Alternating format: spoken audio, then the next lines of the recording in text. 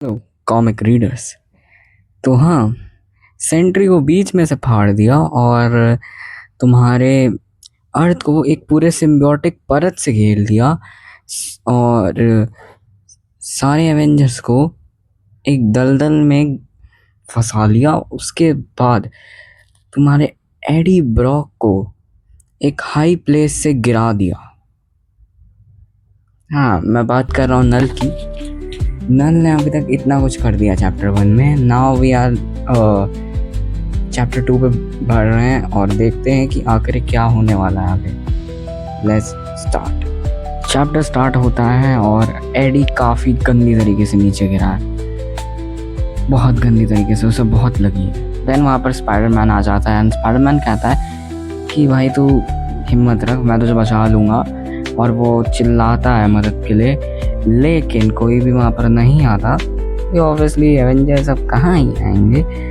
और फिर एडी कहता है कि तू प्रॉमिस कर कि तू डायलाइन को सेफ रखेगा। और वहाँ नल कह रहा है कि ऑनेस्टली मैं बताऊँ तो एक आदमी को मारना इतना भी आसान नहीं है। एंड देन स्पाइडरमैन का स्पाइडर सेंस टिंगल करता है और वहाँ उसके ऊपर एक पूरा का पूरा एक अटैक होता है। एंड ये कौन है ये अब हमें पता चलेगा। उसने मतलब पूरे के पूरे जब एवेंजर्स को उसने एक दलदल में डाला था ना, तब उसने कुछ नहीं बस एवेंजर्स को हिप्नोटाइज कर लिया था। एंड यू नो कि स्पाइडरमैन नहीं लड़ सकता एट अ टाइम पर, क्योंकि एवेंजर्स इतने सारे एवेंजर्स से नहीं लड़ सकता। एंड देन वहाँ पर ह्यूमन टॉर्च आ जाता है। ह्यूमन टॉर्च कहता है कि तू निकल एडी को लेके। एंड स्पाइडरमैन कहता है बेवकूफ़ी मत कर, क्योंकि इनको फ्लेम से अब कोई दिक्कत नहीं है।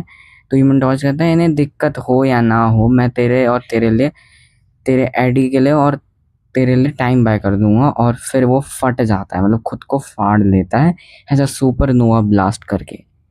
और जैसा कि इनको आग से कुछ नहीं होगा, बट वो अपने लास्ट वर्ड्स ये रखता है कि टू मेंटेन माई रेपुटेशन। फिर यहाँ पर हम FF लैब देखते हैं, फैंटास्टिक्स की लैब। वहाँ पर स्पाइडरमैन डॉग से कुछ बातें करता है। एंड देन हमें यहाँ पर स्पाइडरमैन को दिखाया जाता है जो एडी के बेटे से बात कर रहा है और एडी को बात कर रहा है। एंड यहाँ पर एडी का बेटा कहता है कि वो मर चुके हैं।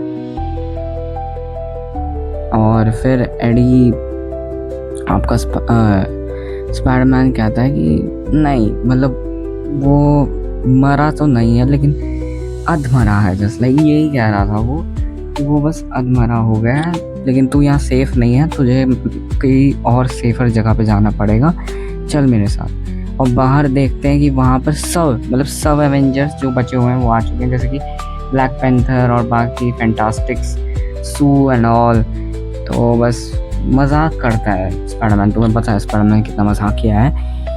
वो सिर्फ कुछ क्वेश्चन आंसर्स करता है उनके साथ। फिर वहाँ पर आ जाता है नमोर, the all mighty नमोर।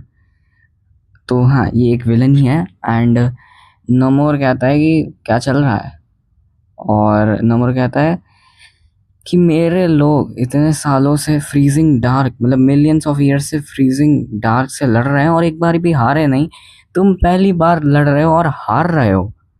What a shame, तुम खुद को एवेंजर्स कैसे बुला सकते हो। यहाँ पर कोई है जो मर्द कहने लायक है, मतलब हाँ ऐसे वो बोलते हैं। और फिर टोनी स्टार्क आता है और कहता है मैं हूँ। वो कहता है मैं जाऊँगा, क्योंकि देखो, तो बेसिकली एडी को किसी और चीज़ की ज़रूरत नहीं है, सिर्फ उसे बचा सकता है वो है एक सिम्बियोट। और वहाँ पर ऐसे हज़ार घूम रहे हैं। तो मैं एक ड्रैगन के पास जाऊँगा। हाँ, ये उस वाले ड्रैगन की बात कर रहा है जब डॉक्टर स्ट्रेंज उससे लड़ रहा था, वो वाला ड्रैगन, ठीक है।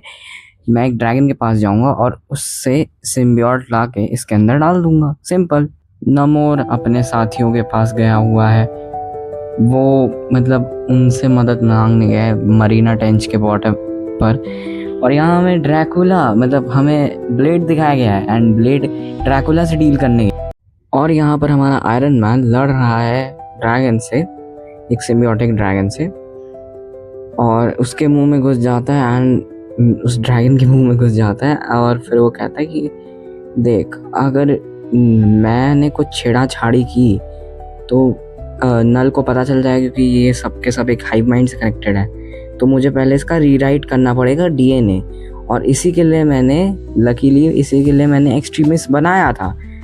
तो वो उसका डीएनए रीराइट करेगा, वरना हाइव माइंड से कनेक्टेड रहेगा वो।